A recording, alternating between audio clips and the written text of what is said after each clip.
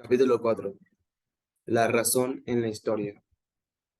En la cumbre de su fama, un maduro Hegel analizó la lógica interna de la historia a partir de un modelo organicista que exponía la evolución peculiar y la aportación de las distintas culturas a la causa de la autoconciencia universal. En dicho esquema, el Estado liberal prusiano aprecia como la objetivación más elevada del espíritu.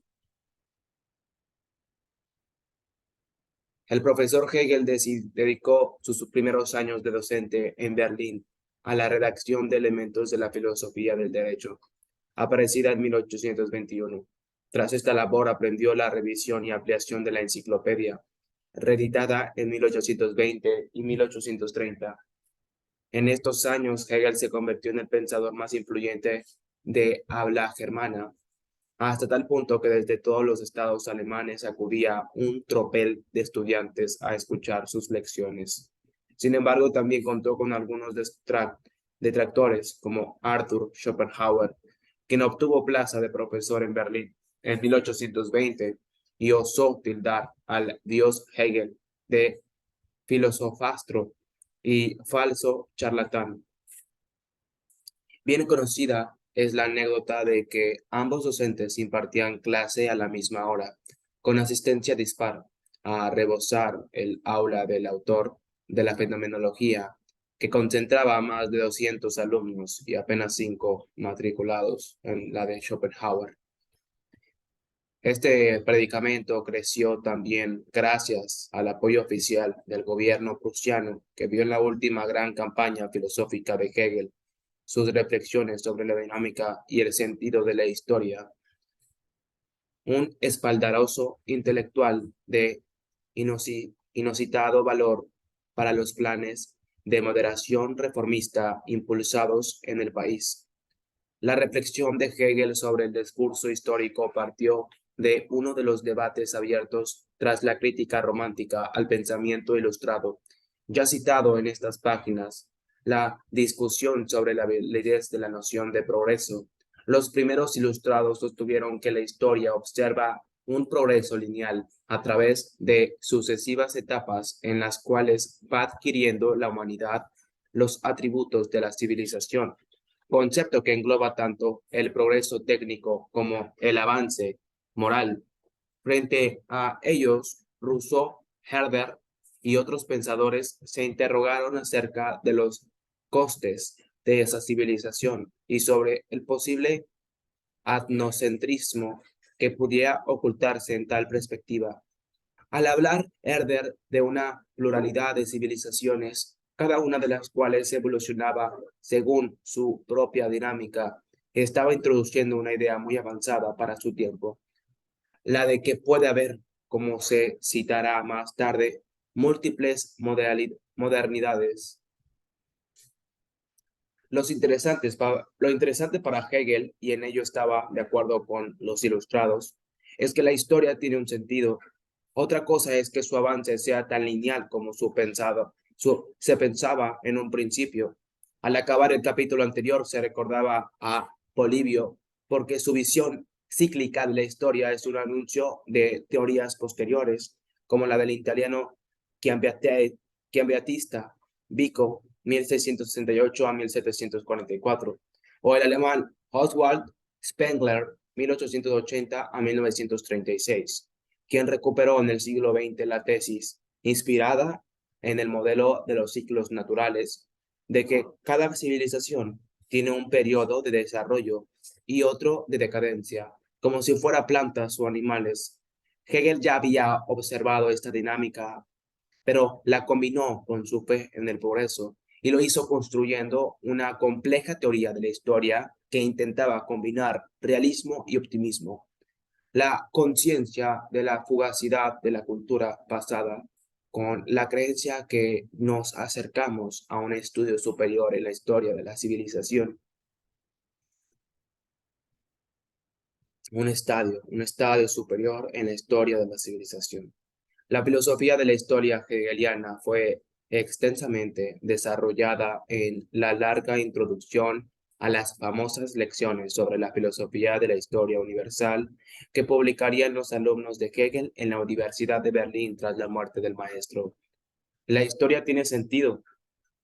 Si Hegel si Hegel hubiera compartido la visión de Macbeth de la historia, la idea de que no es más que ruido y furia, que nada significa, Macbeth no habría intentado ni siquiera encontrar un sentido a su discurso. Sin embargo, esta visión nihilista está hoy más extendida que en los tiempos de Hegel, cuando por un lado muchos pensadores seguían defendiendo la visión tradicional que creía en un plano divino, la divina providencia, y de otra parte una minoría cada vez más defendía la idea ilustrada de que la razón se abría paso en la historia, entendida como un proceso de aprendizaje colectivo. Hegel intentó conciliar ambas visiones. La historia universal es el progreso en la conciencia de la libertad, un progreso que hemos de reconocer en su necesidad. Puede leerse en las lecciones sobre la filosofía de la historia universal.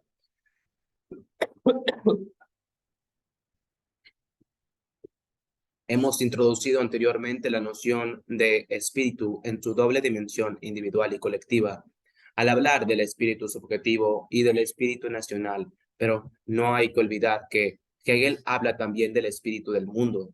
Weltgeist, la suma de las interacciones de los diversos individuos y pueblos en la historia, es el proceso por el cual el espíritu del mundo se despliega su lógica. La pasión actúa en la historia.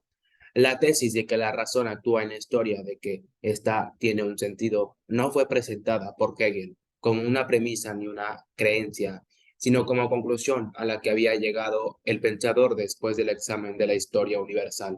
Por tanto, Hegel no quería que sus alumnos creyeran en el progreso, sino que aprendieran a verlo y reconocerlo. Y lo hizo de modo singular al introducir una variante que ha jugado un gran papel en la historia, las pasiones. Según Hegel, los individuos actúan movidos por sus pasiones, que tienen más fuerza que los ideales para empujar a la acción, sobre todo en los casos de sujetos que aspiran al liderazgo.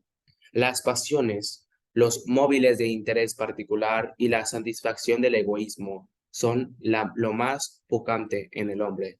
Su fuerza estriba en que no respetan ninguna de los cotos que pretenden imponerle el derecho y la moral. Y los ejemplos en los que estaban pensando Hegel eran los llamados grandes hombres, los hombres como el ejemplo que había visto tan de cerca Napoleón. Para lograr sus objetivos, estos personajes combinaron la intuición con la ambición y la determinación. Estaban dispuestos a todos. Y Hegel se mostró irónico ante los moralistas que juzgaban escandalizados a estos hombres excepcionales, aplicándoles criterios válidos en la vida cotidiana, pero no para ellos. Alejandro Magno obró por deseo de gloria y afán de conquista. ¿Cuál es el maestro de escuela que nos ha mostrado como Alejandro Magno y Julio César fueron movidos por tales pasiones? ¿Cuál es el maestro de escuela que no ha mostrado cómo Alejandro Magno y Julio César fueron movidos por tales pasiones, con lo que han sido un hombre inmorales, con lo que han sido unos hombres inmorales? De lo cual pasa a deducir ese maestro que él mismo es una persona más excelente que ellos, ya que se ve libre de las pasiones que tuvieron, y la prueba es que no conquista Asia ni vence a Darío, sino que se dedica a vivir y dejar vivir en paz, de un modo comparable a la famoso mano invisible de Adam Smith. Hegel hablaría de la astucia de la razón para explicar cómo individuos movidos por su ambición, como los ya citados César y Napoleón, acabaron impulsando el progreso de modos inesperados o incluso inconscientes. Además, Hegel insistía en que los buenos historiadores son testigos recientes, cuando no participantes conscientes de los hechos que narran, y ponía precisamente como ejemplo al César, autor de la historia de sus propias victorias. Y es que el término historia posee doble sentido tanto en alemán como en español, pues alude por igual al estudio de los acontecimientos pasados y a la narración de esa serie de sucesos. Las reflexiones de Hegel tenían más realismo que la de muchos de sus contemporáneos, pero también una crudeza rayana en el cinismo, cuando reconocía que una gran figura debe aplastar unas cuantas flores inocentes en su camino. Sin embargo, lo que pedía a sus lectores era que se situase en la perspectiva adecuada, pues sólo así evitarían tanto el moralismo como el pesimismo que la visión del monto de carnicerías y horrores podrían provocar, para obtener la perspectiva que les permitiera reconocer los avances de libertad.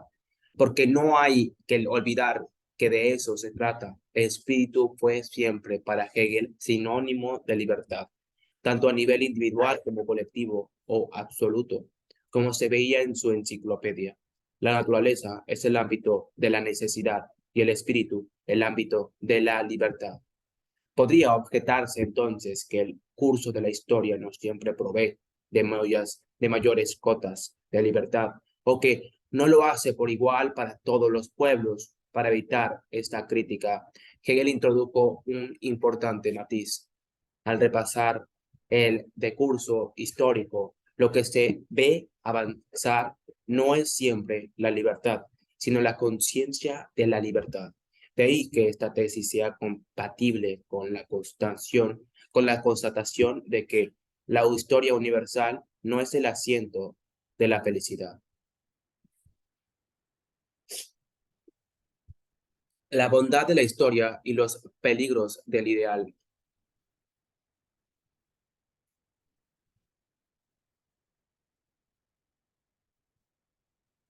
Parece difícil imaginarse un sistema de fuerzas movidos por las pasiones particulares, atenta cada una de ellas a sus propios intereses, cuyos resultados no sea un caos lleno de ruidos y furia, sino un proceso inteligible, dotado de una lógica interna que puede ser reconstruida, o al menos eso es lo que afirmaba Hegel.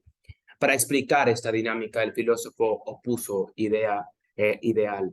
Lo ideal y los ideales son para Hegel algo sin realidad y en último término inútil, una simple elu- elu- elucubración como la filosofía de Kant y Fichte, que daban lugar a un moralismo sin contenido concreto, solo justificado por su independencia de la utilidad o el interés, que podía acabar inspirando el aislamiento de las almas puras o el territorismo fanático de quienes querían implantar esa pureza en la tierra, como ocurrió con el terror jacobino. Por el contrario, la filosofía de Hegel la idea.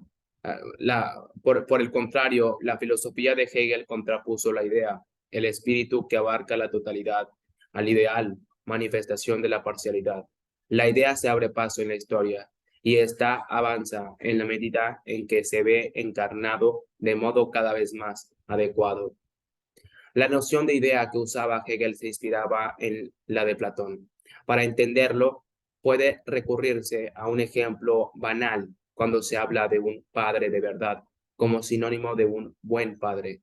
Es porque suponemos que hay una idea de padre que algunos le encarnan mejor que otros. No basta con haber engendrado un hijo para encarnar esa idea. Sin embargo, Hegel dio la vuelta a la exposición de Platón. Lo más real no es la idea en sí, en abstracto, sino la idea cuando se ha encarnado en una materia que lo corresponde plenamente. La idea del absoluto es como tal sinónimo del propio absoluto, que se despliega en el acontecimiento histórico mediante las luchas presentes en sus crónicas, pero también a través de la cooperación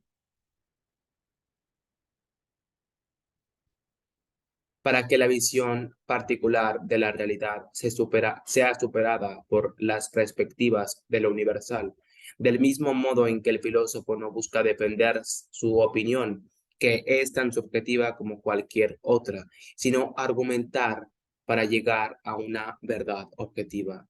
Al examinar la historia o el presente, no debemos pensar en los seres humanos como puros medios para la razón, como marionetas, ya que ellos son también seres racionales y el fin no es algo externo para ellos, como puede hacerlo a una herramienta mecánica, sino también interno, en la medida en que es un fin racional. Esta es la parte de verdad del pensamiento de Rousseau y de Kant cuando hablaban de la libertad como autonomía. En la medida en que soy un ser racional, puedo ponerme normas racionales y vivirlas como algo asumido libremente, como no como un límite a mi libertad, sino como parte de su realización. Para la libertad completa corresponde al espíritu absoluto, no a ningún particular, sea individual o colectivo, cuya vida es una mezcla de libertad y necesidad. En la vida de todos nosotros y también en la vida de los pueblos y las comunidades, hay factores que son fruto del azar, como nacer en el desierto o en un valle fértil, ser hijo de esclavos o de reyes, y un largo etcétera. Del mismo modo, nuestra conducta nunca es perfectamente racional, sino una mezcla más o menos equilibrada de razón y pasión en función del esfuerzo personal, la educación, la época y otros factores. La astucia de la razón consiste en que utiliza las pasiones humanas para provocar algo que acaba siendo distinto de lo que esas pasiones perseguían. Así es como la ambición de César provoca la expansión de la cultura y el derecho romano, aunque no sea ese su impulso, sino la búsqueda de gloria y fama, o como los ejércitos napoleónicos hacen que se extiendan por todo Occidente las ideas de los revolucionarios franceses, aunque tampoco era su intención que los esclavos de las colonias francesas de Haití desencadenasen su propia revolución. Lo real es racional. Después de estas precisiones conceptuales se puede empezar a entender en qué sentido afirmaba Hegel una famosa cita tantas veces sacada de contexto y leída con ánimo más polémico que hermenéutico. Se trata de fragmento del prefacio en su obra a su obra sobre se trata del fragmento del prefacio a su obra sobre la filosofía del derecho, que reza así: lo que es racional es efectivamente real, y lo que es efectivamente real es racional. Con este adagio, Hegel no afirmaba que todos los sucesos acaecidos en el curso de la historia se debían a una causa racional, puesto que muchos de ellos eran productos del azar y de la necesidad o de factores arbitrarios como geografía o el clima. Lo que estaba afirmando Hegel es que solo aquellos fenómenos que encarnan el despliegue de la idea merecen ser tenidos como reales, dignos de consideración y estima desde el punto de vista del conocimiento. Por el contrario, los otros fenómenos, los que no se avienan al derecho de la idea, los que no se avienen al derecho de la idea, presentan una mezcla de realidad e irrealidad, pues son una combinación de azar y racionalidad y no aportan guías para entender el decurso de la historia. La razón puede interrogarse sobre la lógica que subyace bajo la apariencia de los fenómenos históricos y dar con la ley que los rigen, tomando la adecuada distancia de las luchas cotidianas.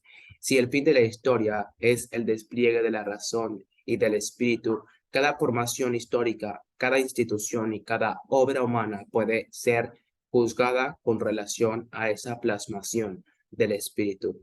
Y Hegel distinguió una sociedad más avanzada que otras en la medida en que hay un progreso de la conciencia de la libertad.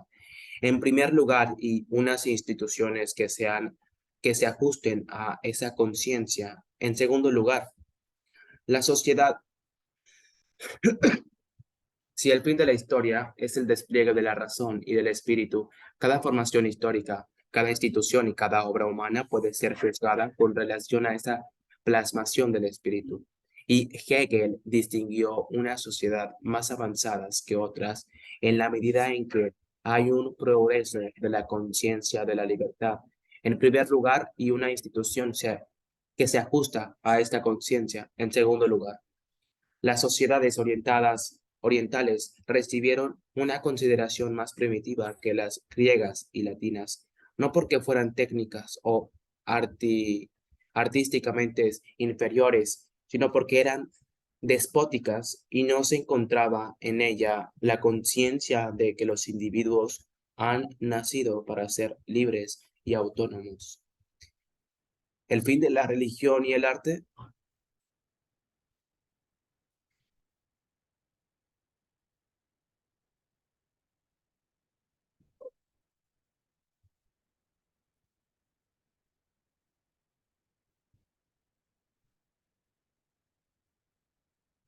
La filosofía de la historia que Hegel delineó en estas lecciones estuvo también presente en sus cursos de filosofía de la religión o de filosofía del arte.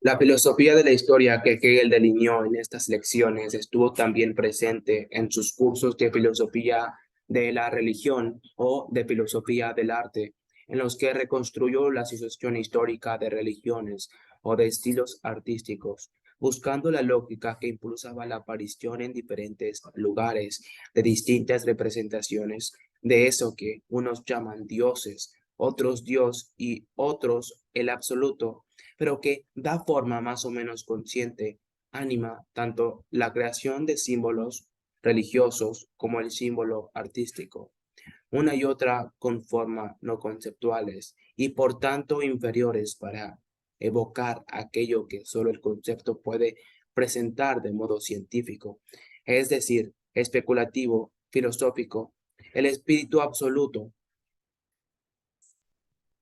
Que la filosofía sea superior a la religión o el arte por su capacidad para dar una explicación racional de lo que inspira a artistas y profetas era naturalmente una tesis provocadora que chocaban con la consideración romántica que negaba al concepto la capacidad de enunciar aquello que solo de modo indirecto y simbólico puede ser evocado. La ambición hegeliana era excesiva en opinión de algunos de sus colegas de docencia como Schiller Marshall, Schopenhauer o el longevo Schelling, Oriente y Occidente de la visión hegeliana. Como se acaba de indicar, la reconstrucción hegeliana de la historia universal se inicia con el estudio de Oriente, entendido no como un lugar geográfico, sino como una figura de la conciencia, en el sentido en que se hablaba de tal en la fenomenología del espíritu, es decir, como una de las etapas en el desarrollo de la conciencia colectiva universal. Cuando se aborda el pensamiento histórico de Hegel, no tiene sentido pretender separar la parte sociológica o histórica de la puramente filosófica, porque su intención era ofrecer una teoría social que explicase a la vez las sociedades y sus productos, obras de arte, ideas religiosas o políticas, sin caer en determinismos ni, como ha quedado claro, dejar de lado el peso de los grandes individuos. Y Hegel se mostró al final de sus días muy atento a las noticias que llegaban tanto del presente, por ejemplo, la Revolución Belga o la Reformación Legal Británica, como del lejano Oriente, y devoraba, por ejemplo, toda la información que los orientistas difundían sobre la antigua cultura india, para reforzar sus conclusiones acerca del protagonismo histórico de las grandes civilizaciones asiáticas.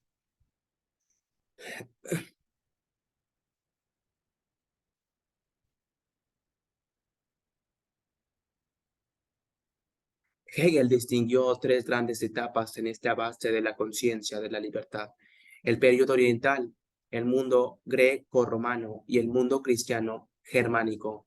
Hegel sabía que las culturas orientales surgieron antes que las culturas occidentales y que alcanzaron antes un nivel de civilización como el que después tendrían las ciudades de Occidente.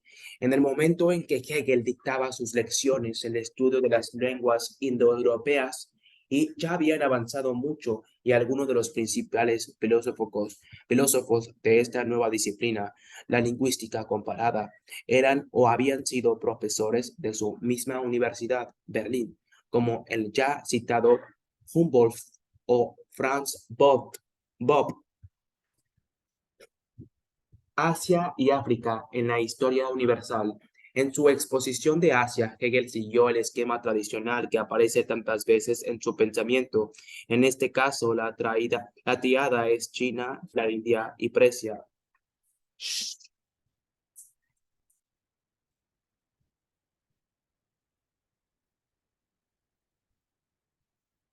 Comenzó sus lecciones con el Imperio Chino por ser este el más antiguo, o al menos así se consideraba en el periodo en que dictaba sus clases en Berlín.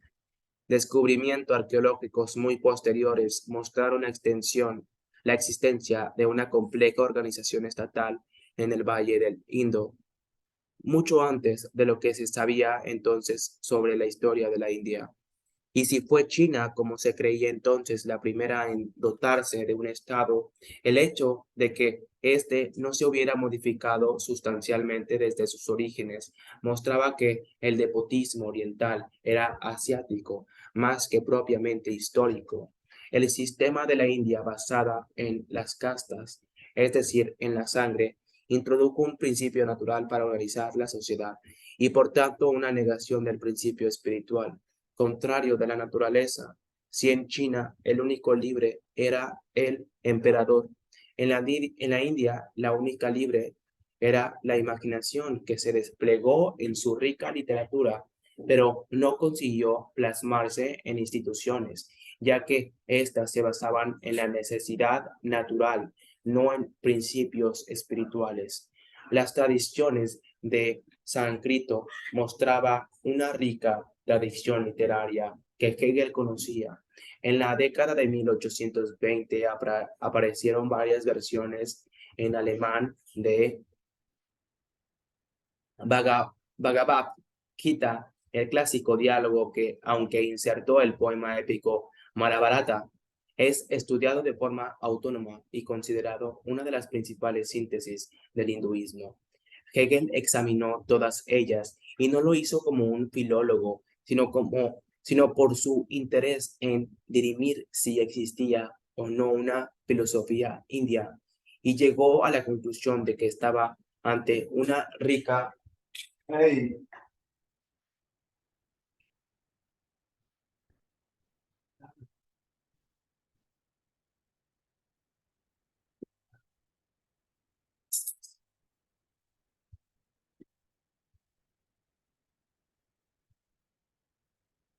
Hegel examinó todas ellas y no lo hizo como un filólogo, sino por su interés en dirimir.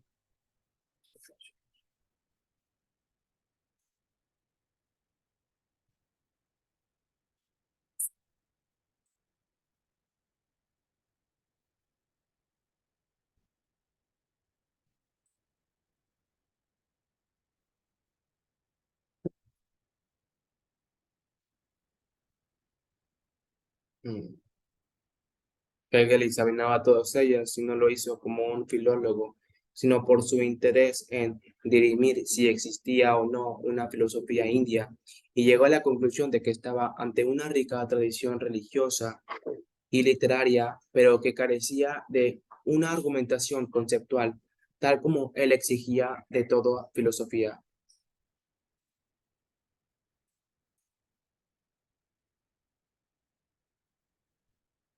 Lo anterior hizo que se refiriese a la India como una sociedad sin historia. Para entender el sentido de que hablaba Hegel de pueblos sin historia, cabe recordar el papel primordial que otorgó a la conciencia, y la conciencia colectiva se expresa en la construcción de un Estado que dicta leyes y requiere de cronistas que reconstruyan su pasado.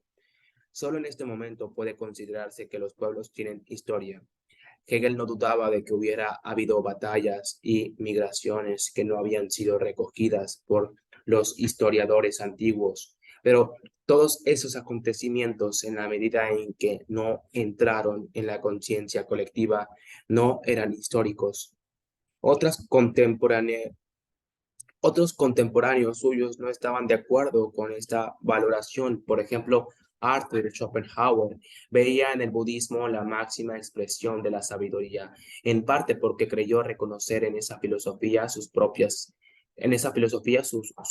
ideas. También los hermanos Schlegel habían mostrado en su juventud su entusiasmo por la cultura india y fue precisamente August, uno de los traductores del clásico indio, otro sería Humboldt. En suma, al hablar de la India y China, Hegel consideró que estas civilizaciones no habían cambiado sustancialmente durante siglos.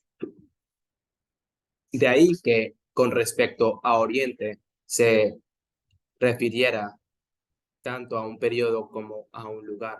Si hubo una época en la historia universal en la que Oriente representó la forma más avanzada de cultura, desde entonces esas civilizaciones no habrían modificado sus principios sociales y por eso se habrían quedado estancados.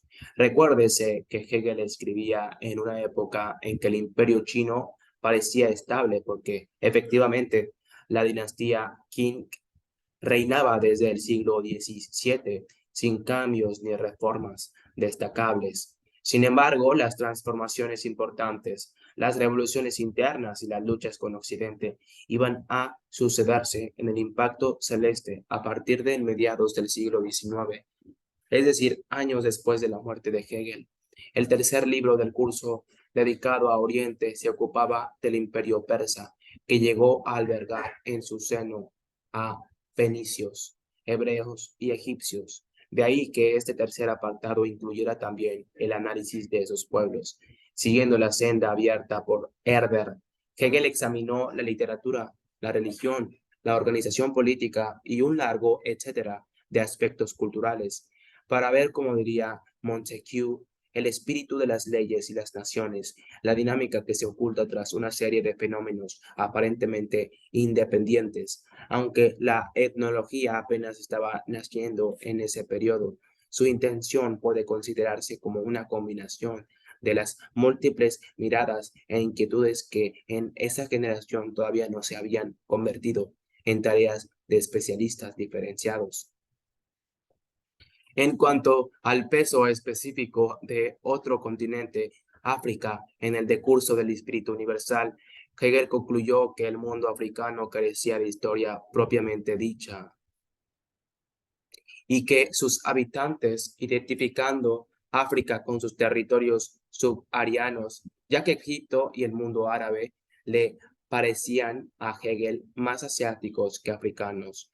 Eran seres primitivos que vivían todavía en el estadio previo a la civilización.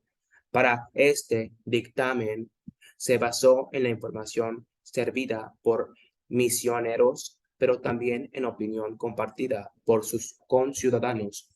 La historia que llegaba a Europa sobre el canibalismo o el predominio de la hechicería entre los africanos demostraban, según Hegel, que no había descubierto todavía ni la idea de Dios ni la idea de la dignidad humana.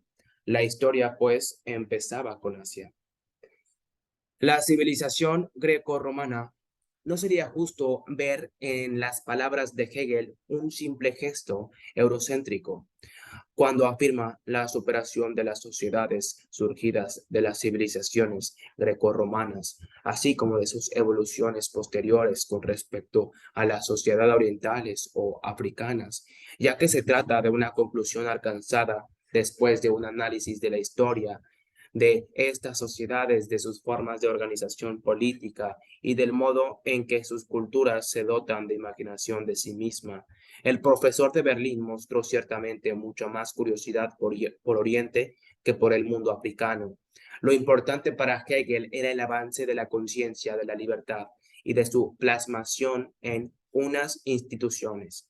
Por eso valoraba la democracia ateniense y no consideró casual que fuera también en Atenas, donde nació la filosofía, cuyo vínculo con la democracia quedó subrayado por el propio Hegel.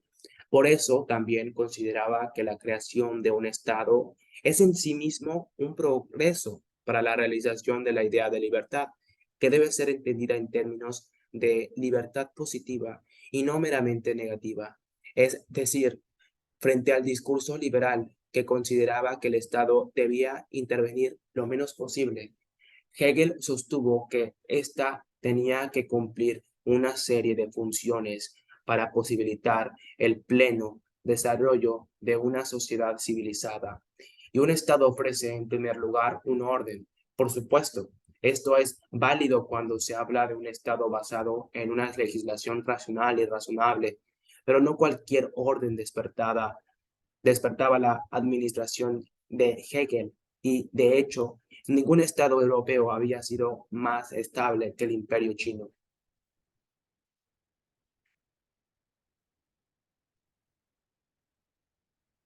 Sí es cierto que Hegel se mostró crítico ante los movimientos revolucionarios de su tiempo. No se debió esa actitud a que apoyara la restauración monárquica y conservadora instaurada en Europa por el Congreso de Viena 1814 a 1815, como se ha pretendido a menudo.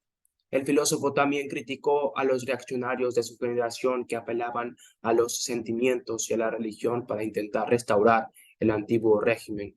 La tarea de la filosofía era captar mediante conceptos su tiempo, descubrir la lógica, la racionalidad inmediata, inmanente a la dinastía histórica observada, sin dejarse distraer por la superficie de las discusiones del día a día, ni pretender tampoco dar instrucciones detalladas sobre cómo debía organizarse el Estado. A este respecto, denominó realidad efectiva a la unidad de la esencia con el fenómeno, aquella realidad en la que el fenómeno se ajusta a la idea, a su concepto, y lo expresa adecuadamente. En la ciencia de la lógica, Hegel distinguió entre esa noción normativa de realidad efectiva de la mera realidad de lo existente, y dedicó 4 apartados distintos para hablar de la mera realidad, de la existencia como existence o como essence, estar o ser en el tiempo, y de la realidad efectiva.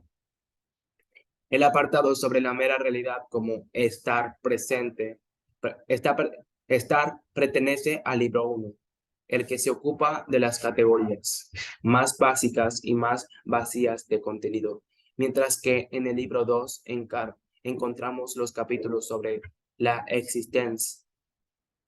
Dentro del texto dedicado a las apariencias y sobre la realidad efectiva tratada en el capítulo siguiente, vemos que no es una cuestión filológica ni pedante, sino que está en juego la comprensión de la intención de Hegel, su significado político, el papel que atribuyó al filósofo dentro de la sociedad. De ahí que valga la pena insistir en este asunto e intentar ser precisos. Solo en la vida cotidiana se confunde, escribió el propio Hegel, la fugaz existencia pasajera con una realidad efectiva.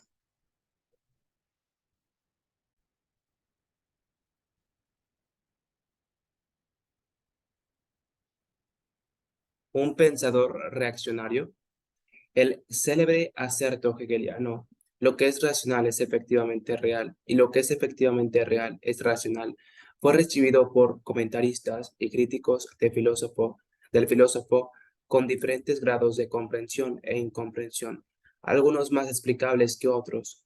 Tras haber vivido 40 de sus 50 años, la edad que tenía cuando publicó sus Elementos de la filosofía del derecho, rodeado de guerras y revoluciones, Hegel valoraba el orden por encima del caos, lo cual no significa que fuese un conservador, y menos aún un reaccionario. En la década de 1820 y 1830, Hegel creía que las evoluciones de la monarquía había culminado en el Estado prusiano, donde se había alcanzado un orden bastante más legítimo que en la monarquía rusa, por ejemplo. Se trataba de un estado en el que las ciudades ya no eran siervos ni estaban sometidas a, atribera- atri- arbitrariedad- arbitrariedades. Se acercaba a la idea moderna de un Estado de derecho. En este un aspecto fundamental, ya que lo principal para Hegel era la legalidad. El sistema del derecho es el sistema de la libertad llevada a realidad efectiva.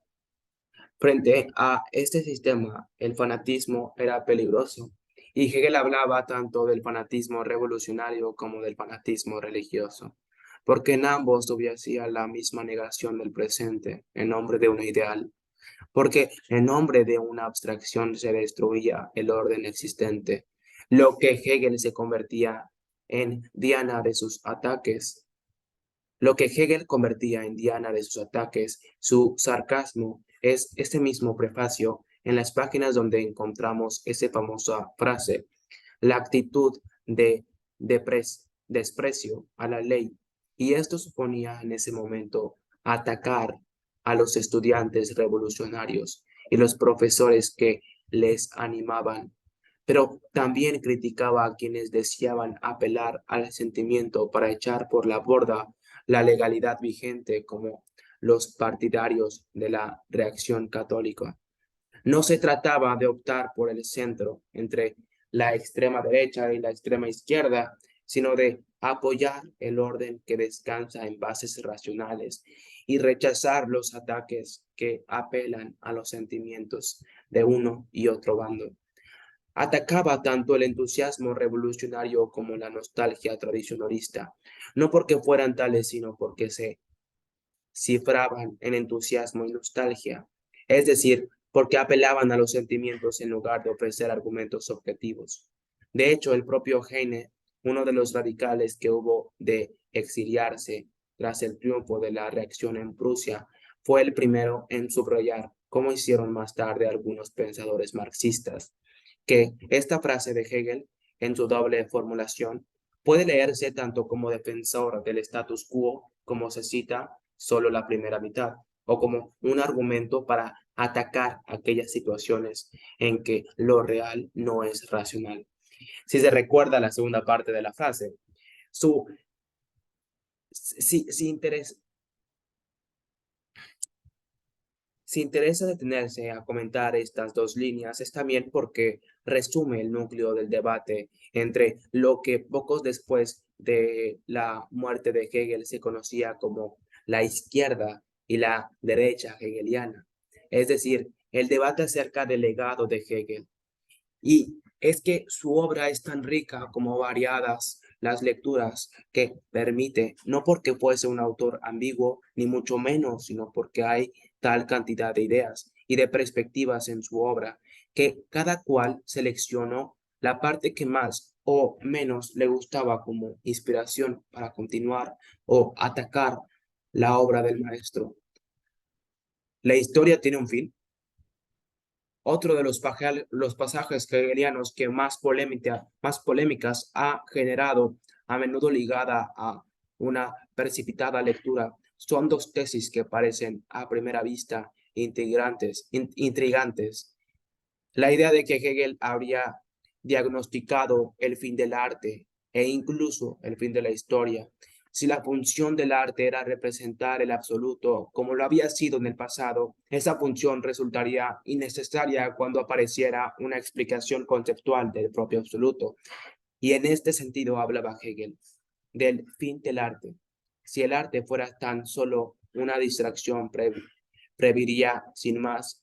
Ahora bien, el arte como expresión de los anhelos de un pueblo dejará de cumplir esa función cuando la filosofía haya llegado a su consumación y ya sea capaz de articular conceptualmente lo que hasta entonces solo podía evocarse mediante el recurso a los sentimientos. En la misma línea se sitúa su tesis de que nos acercaríamos al final de la historia. Por una parte, el motor del decurso histórico ha sido la contradicción entre la sustancia del espíritu del mundo y las formas que va tomando, cada vez más adecuadas a su característica esencial, que es la de ser conciencia de libertad. De otro modo, la sociedad han ido evolucionando hasta encontrar esa forma institucional que permite que cada uno de sus ciudadanos sea libres, cumpliendo las normas que se ha dado a sí mismo. Si se agregan ambas tendencias, la del decurso histórico hacia el descubrimiento de la libertad y la de los individuos hacia la ausencia de una norma que ellos se autoimponen libremente. El decurso histórico aboca necesariamente en la democracia, régimen que supone el fin de la historia. Con esta afirmación, Hegel no quiso decir que la universalización de la democracia fuera a terminar con los conflictos humanos, sino que no habría más progreso después de ella, al no poderse superar con una forma de universalidad mayor que la del sufragio universal. Por otra parte, Hegel tampoco creía posible que pudiera superarse la forma del Estado-nación en una república cosmopolita, una democracia de ámbito planetario como la que concebía, como la concebida por Kant. Si la tesis del fin de la historia resulta polémica, más aún puede parecerlo la versión correspondiente de su historia de la filosofía, donde después de reconstruir el camino hecho por la razón y el concepto desde Heráclito y Parménides hasta su propia obra, Hegel concluyó que el espíritu podía darse por satisfecho con la expresión que había recibido en su propio sistema. El trabajo milenario del concepto encontró su culminación en la obra de Hegel. Según el propio autor, no era una cuestión de falta de modestia, sino la conclusión coherente de su argumentación, que creyó haber cerrado el siglo de la búsqueda del espíritu de una adecuada explicación de sí mismo. Conforme perseveraba el profesor Hegel en sus reflexiones sobre el fin de la historia, el propio plazo de su existencia individual iba acercándose al vencimiento. Sus últimos años en la Universidad de Berlín, de la que fue rector desde 1830, transcurrieron entre intensas sesiones de trabajo, clases de arrebatados alumnos, honores públicos y la creciente polarización de sus seguidores, que ya, que ya iban transformando el rico filón de la filosofía hegeliana en doctrinas que no siempre satisfacían al propio maestro. Hegel falleció el 14 de noviembre de 1831, víctima de la epidemia de cólera cernida sobre Berlín. Como ya se ha comentado, buena parte de su trabajo quedó sin publicar, transmitido solo en sus clases magistrales. A partir de 1832 y hasta 1840, sus discípulos recopilaron todo el material lectivo legado por el maestro, toneladas de apuntes que dieron para 40 densos tomos de obras originales. A partir de ese testimonio y de los trabajos publicados en vida del filósofo, es el lector quien debe decidir si las conclusiones de Hegel estuvieron a la altura de su ambición.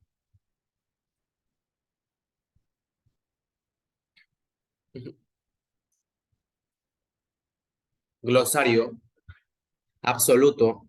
Hay que distinguir entre el término absoluto como adjetivo y el absoluto como sustantivo. El primero distingue entre lo que puede ser relativo o absoluto. El sustantivo último se refiere al absoluto, que en Hegel es equivalente a Dios. Alude a una realidad dinámica que se manifiesta a través de la naturaleza y la historia hasta alcanzar la conciencia de sí. Abstracto y concreto. En la terminología de Hegel, abstracto es sinónimo de vacío, aquel término que todavía no ha adquirido determinaciones. Hay, pues, una gradación inversa a la de los sentidos. Los términos más inmediatos, como aquí, ahora o esto, son los más abstractos, mientras que a medida que se avanza en dotar de contenido de determinaciones, se llega a conceptos más concretos.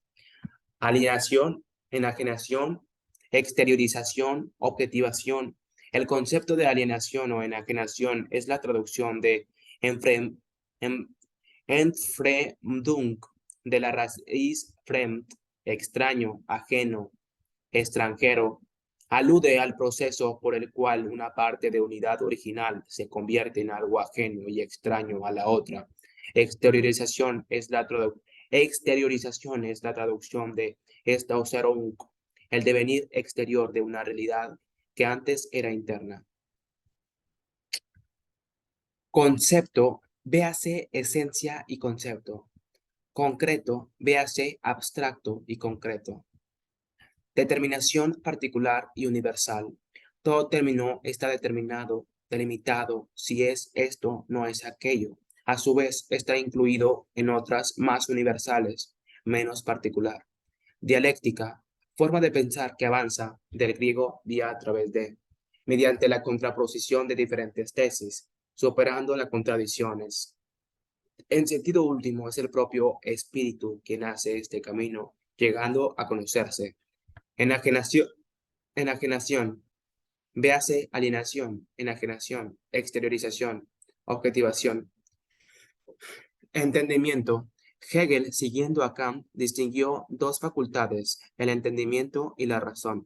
Mientras el primero piensa la realidad finita y lo hace mediante una lógica adecuada a la contraposición entre A y no A, la razón es capaz de pensar al mismo tiempo una realidad y su contraria, porque no se sitúa en la perspectiva finita, sino infinita. Esencia y concepto.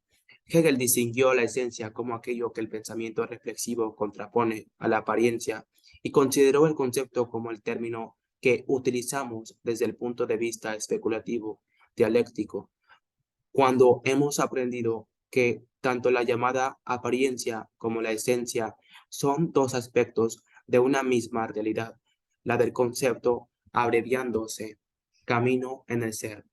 Espíritu puede ser subjetivo, objetivo o absoluto.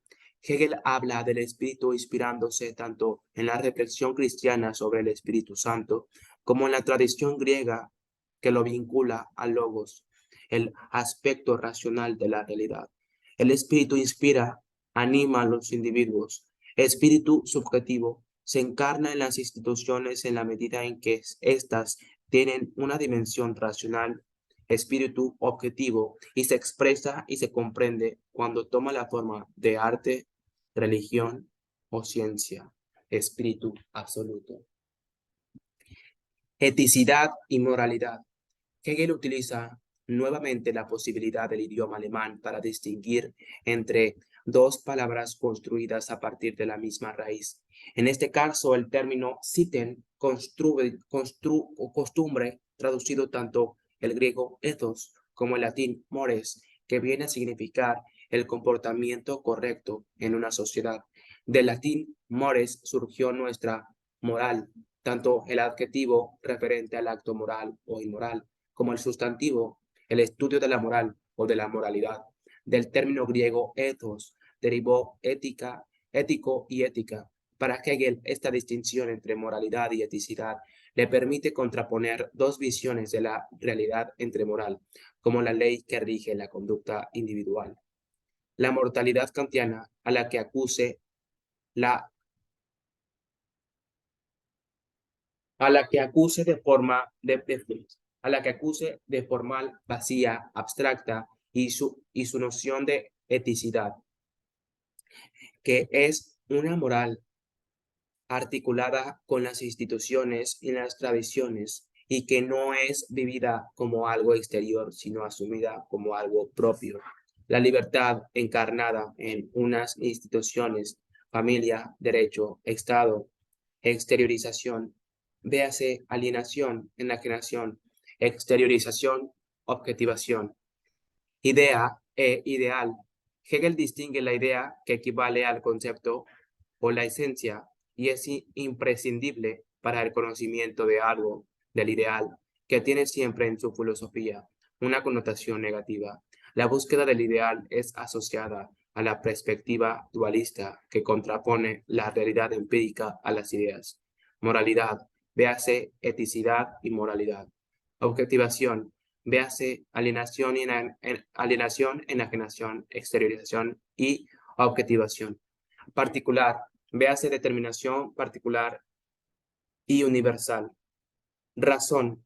La razón, como facultad para pensar el infinito, no está limitada y por tanto no corresponde a un punto de vista particular, sino que es la única y la misma razón la que piensa la totalidad y es también la facultad de la propia totalidad, la del espíritu absoluto. Realidad. Hegel distingue entre la realidad en sentido cotidiano, lo real dado por los sentidos, y la realidad como el resultado del desarrollo de algo que era potencial y llega a actualizarse y a realizarse plenamente.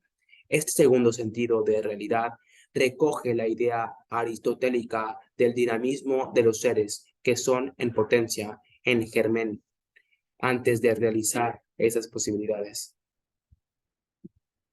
Sociedad civil. Describe por una parte el modo en que la sociedad se origina espontáneamente a partir de la división del trabajo, como un sistema de las necesidades mediado por el mercado, y por otra incluye aquel aspecto del sistema político que refuerza introduccionalmente esta coordinación. El derecho privado que surge a partir del modelo del derecho romano, donde los individuos son contemplados de modo abstracto como meros poseedores del derecho y deberes ligados a las propiedades y al contrato. Superación, subsunción, el término alude a un doble movimiento frente a una no verdad parcial. La perspectiva dialéctica suprime esa contradicción, subsumiéndola, absorbiéndola y elevando a una perspectiva superior. La nueva verdad no solo es el resultado de este proceso, sino que también conserva la memoria de aquella distinción negada. Universal, véase determinación, particular y universal. Verdad. Hegel da un nuevo sentido a la clásica definición de la verdad como adecuación entre el concepto y la realidad, el entender ambos de un modo dinámico. La verdad es el resultado de un proceso por el que el concepto llega a realizarse. El conocimiento de la verdad solo es posible como interiorización de ese proceso. Y en último término, la verdad con mayúsculas solo cabe como interiorización del despliegue de la lógica inmanente a la totalidad, al absoluto. Lecturas recomendadas. Amengual, G. Estudios sobre la filosofía del derecho de Hegel, Madrid, Centro de Estudios Constitucionales, 1989. Una buena colección de artículos del prestigioso especialista que cubre los principales aspectos del pensamiento jurídico, político y sociohistórico de Hegel. Bloch, G. Sujeto-objeto, el pensamiento de Hegel. Madrid, Fondo de Cultura Económica, 1982. Una obra útil tanto por su vocación de presentar el conjunto de la obra hegeliana como su esfuerzo por hacerla inteligible. El marxista Bloch prolonga su exposición con una parte final dedicada a la huella de Hegel en Marx. Dont, J. Hegel, Barcelona, Turquets, 2013. Al hilo de la biología de Hegel, Dodds describe con un estilo ameno la época y los conflictos, tanto políticos como filosóficos, que la atravesaron, y presta especial atención a cuestiones cotidianas, ofreciendo una imagen muy humana del pensador. Hadamen, H. J. G. La dialéctica de Hegel, Madrid, Cátedra, 1979-2000, siguiendo un esquema expositivo muy similar al de Valls-Blana, ofrece herramientas para entender mejor el método del pensamiento hegeliano. Kaufmann, W. Hegel, Madrid, Alianza Editorial, 1972. Interesante monografía en la que se relaciona estrechamente la biología de Hegel y la evolución de su pensamiento filosófico, con abundante información sobre el ambiente cultural de la época. Ludwig K. De Hegel a Nietzsche, Buenos Aires, Katz, 2008. ensayo clásico redactado en un estilo que resulta más accesible que el de otros estudios más especializados en la obra de Hegel.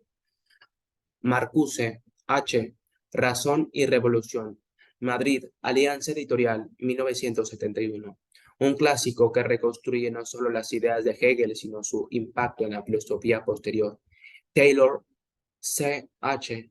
Hegel, Barcelona, Anthropos, 2010. Esta es una de las mejores y más completas introducciones al conjunto del pensamiento de Hegel, finalmente accesible en español. Su autor es un filósofo canadiense que ha reivindicado en otros escritos la actualidad de las aportaciones hegelianas y que incorpora en su propia obra motivos de este. Vals Plana R. Del yo al nosotros, tercera edición ampliada, Barcelona, 1994. Una de las mejores introducciones a la lectura de la fenomenología del espíritu. La dialéctica, Barcelona, Montesinos, 1981. Estudios sobre la dialéctica hegeliana comparada con modelos anteriores de dialéctica, a cargo de uno de los grandes especialistas españoles y europeos en Hegel. Villacañas, J.L., La filosofía del idealismo alemán, volumen 1 y 2, Madrid, Síntesis, 2001, obra introducida destinada a estudiantes de filosofía. La quiebra de la razón ilustrada, Madrid, Sincel, 1988. El profesor Villacañas es uno de los principales especialistas en este periodo de la historia del pensamiento. En este libro ofrece una breve, accesible síntesis de los debates que preceden de la obra hegeliana. Es también autor de un amplio y valioso estudio en 2 volúmenes del idealismo. Este año,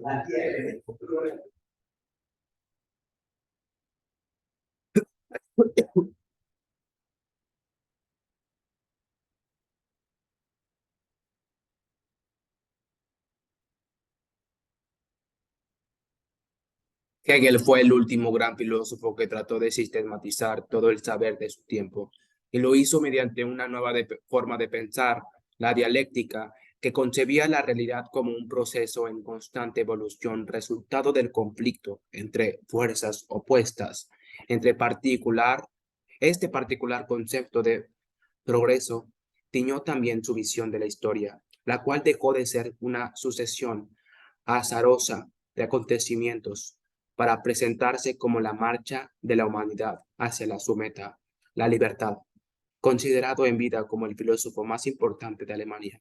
Sus ideas causaron un fuerte impacto en las generaciones futuras que dio lugar a un nuevo modo de hacer filosofía.